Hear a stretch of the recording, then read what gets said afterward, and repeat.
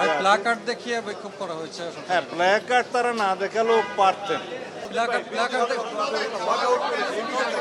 বিরোধী দলের সংসদ সদস্যরা বিধি মোতাবেক ওয়াক আউট করতে পারেন, তারা ওয়াক আউট করেছেন। এটা ব্যতিক্রম কোনো কিছু ঘটনা নয়। যেই দিনের জন্য, যেই মুহূর্তের জন্য সারা জাতি 17-18 বছর অপেক্ষা করেছে, দীর্ঘ ফ্যাসিবাদ বিরোধী আন্দোলন করেছে, সংগ্রাম করেছে, রক্ত দিয়েছে, শহীদ হয়েছে, গণতন্ত্র অর্জিত হয়েছে, সেই গণতন্ত্রের উত্তরণের পথ পরিষ্কার হয়েছে। আজকে নতুনভাবে আমরা সেই নতুন গণতান্ত্রিক যাত্রা শুরু করেছি।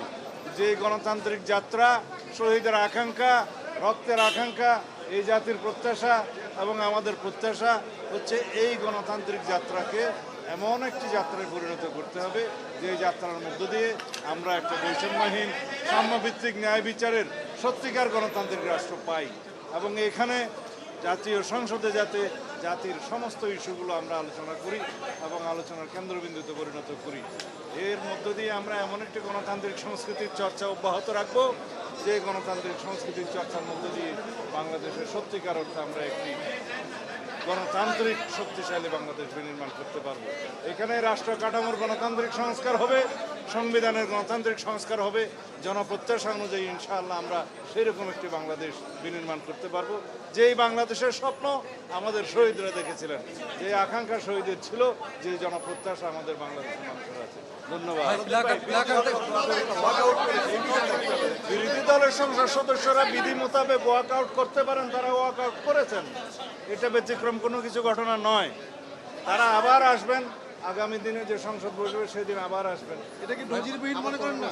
না, এটা কোনো নজিরবিহীন নয়। বিরোধী দলের সংসদ সদস্যদের তাদের অধিকার আছে, কোনো বিষয়ে যদি তারা সিদ্ধান্ত নেন যে ওয়াক আউট করবেন, তারা করতে পারেন। বিক্ষোভ করেছেন রাষ্ট্রপতির সামনে আগামী রোববারে সকাল 11টায় আবার রাষ্ট্রপতির সামনে এভাবে বিক্ষোভ প্রদর্শন করা হয়। এই যে সংসদীয় নতুন সংস্কৃতি তৈরির একটা কথা বলা হচ্ছে, এই সংসদের মধ্য দিয়ে যে কার্যকর সংসদ হবে, আগের মতো না, তো সেটা আজকে যে প্রথম দিনে ওয়াকআউটের ঘটনা ঘটলো, সেটার পর ব্যাঘাত তৈরি করবে না। এটা it is all about Democratic practice.